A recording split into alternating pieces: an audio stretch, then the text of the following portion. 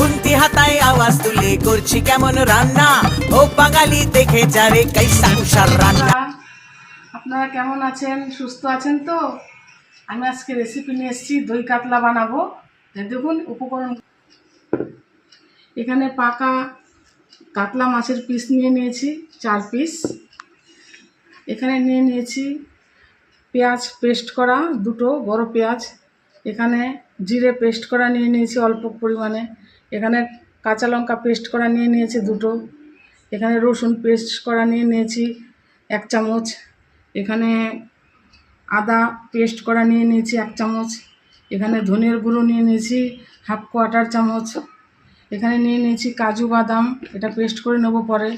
এখানে নিয়েছি ফোড়নের জন্য দারচিনি, লবঙ্গ, এলাচ, শুকনো লঙ্কা, জিরে। এখানে নিয়ে নিয়েছি কাঁচা লঙ্কা চিড়ে। এখানে নিয়ে নিয়েছি সাদা তেল। এখানে নিয়ে নিয়েছি কাশ্মীরি লঙ্কার গুঁড়ো। এখানে নিয়ে নিয়েছি টক দই। এই সমস্ত বন্ধুরা, এই সমস্ত উপকরণ দিয়ে আমি বানাবো আজকের দই কাতলা।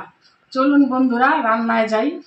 আমি কাজু বাদামটা ভালো করে মিক্সিতে পেস্ট করে নিয়েছি, এই যেভাবে পেস্ট করে নিয়েছি কাজু বাদামটা। আর এখানে নিয়ে নিয়েছি বাটিতে যে দইটা ছিল, দইটা আমি ভালো করে ফেটিয়ে নিয়েছি। দেখুন দইটা এরকম হয়ে গেল। বন্ধুরা, মাছটার মধ্যে আমি ভালো করে একটু নুন দিয়ে দিয়েছি, আর দিয়ে দিয়েছি একটু কাঁচা তেল। এই তেল দিয়ে একটু ভালো করে মাখিয়ে নেব, যাতে করে মাছটা ফুটে না আসে তেলে দেওয়ার পরে। আর একটু আমি সামান্য একটু গোলমরিচের গুঁড়ো দিয়ে দিচ্ছি মাছটার মধ্যে, যেন একটু স্বাদ আসে রান্নার পরে। এমনিতে বেশি লঙ্কা দেওয়া হবে না, ঝাল হবে না মাছটা হবে। হালকা গোলমরিচ দিয়ে একটু সামান্য পরিমাণে দিয়েছি, এটা অপশনাল, আপনারা দিতেও পারেন, চাইলে নাও দিতে পারেন। আমি ঘরে খাবো বলে তৈরি করে নিচ্ছি। একটু হালকা করে দিয়ে নিলাম, মাখিয়ে নিলাম ভালো করে মাছটা। আমি এখন কড়াতে তেল দিয়ে দিচ্ছি, সাদা তেল।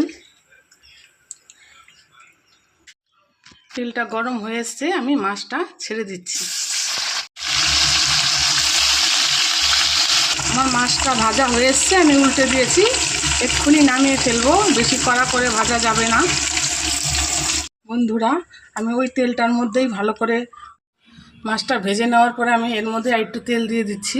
বেশি তেল দেওয়া যাবে না, কেননা এখন গরমের মধ্যে তো হালকা রান্না করে খাওয়াই অনেক ভালো। দিয়ে দিচ্ছি একটু জিরে ফোড়ন। সাদা জিরে দেওয়া যায়, তবে আমি এমনি গোটা জিরেই দিলাম।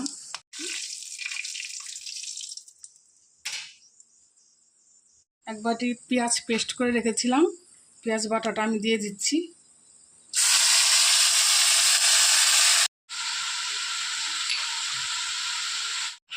দিয়ে দিচ্ছি 1 চামচ রসুন পেস্ট করা ছিল, 1 চামচ রসুন পেস্ট করা। দিয়ে দিচ্ছি 1/2 চামচ আদা পেস্ট করা। দিয়ে দিচ্ছি 2টো লঙ্কা পেস্ট করে রেখেছিলাম, লঙ্কা দিয়ে দিচ্ছি। ধনের গুঁড়ো 1/4 চামচ।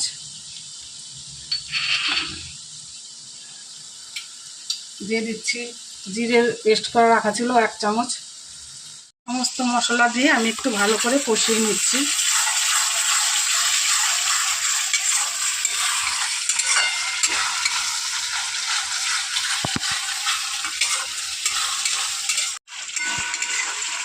সব মশলা কষতে কষতে বন্ধুরা আমি দিয়ে দিব একটু কাঁচা লঙ্কা চেরা। কাঁচা লঙ্কা ছিঁড়ে রেখেছিলাম 4টে, দিয়ে দিচ্ছি এর মধ্যে। কষতে কষতে দেখুন বন্ধুরা বেশ তেল বেরিয়ে এসছে। এখন আমার এর মধ্যে দিয়ে দেবো কাজু বাদাম পেস্ট করা, দিয়ে দিচ্ছি কড়াতে। কাজু বাদামটা দিয়ে ভালো করে একটু নাড়িয়ে নিচ্ছি। দেখুন দেওয়ার পরে ভালো করে কষতে কষতে মশলাটা কষাতে কষাতে তেল বেরিয়ে এসছে। এবার আমি দিয়ে দেবো এর মধ্যে টক দই। বন্ধুরা, আমি দিয়ে দিচ্ছি এবার টক দই অবশেষে। দইটা দিয়ে ভালো করে নেড়ে নিচ্ছি। ভালো করে কষে নিয়েছি বন্ধুরা। দেখুন এখন কত সুন্দর তেল বেরিয়ে গেছে এবং সেন্ট, দারুণ সেন্ট বেরিয়েছে। এর মধ্যে আমি একটু জল মিক্সড করে দেবো গ্রেভিটা তৈরি করার জন্য।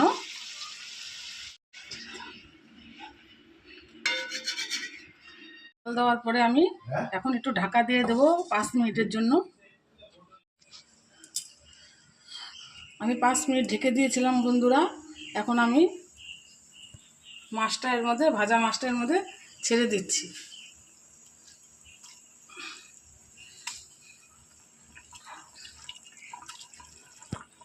দই কাতলা তৈরি হয়ে গেছে, গ্রেভিটা দেখুন গাঢ় গাঢ় হয়ে গেছে।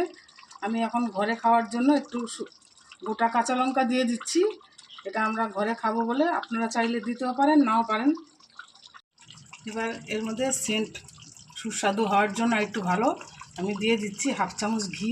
ঘিটা গলানো হয়নি, আমি ছড়িয়ে দিয়ে দিচ্ছি। দিয়ে দিচ্ছি একটু গরম মশলা। ফ্লেভারটা দারুণ সুন্দর সেন্ট বেরিয়েছে বন্ধুরা।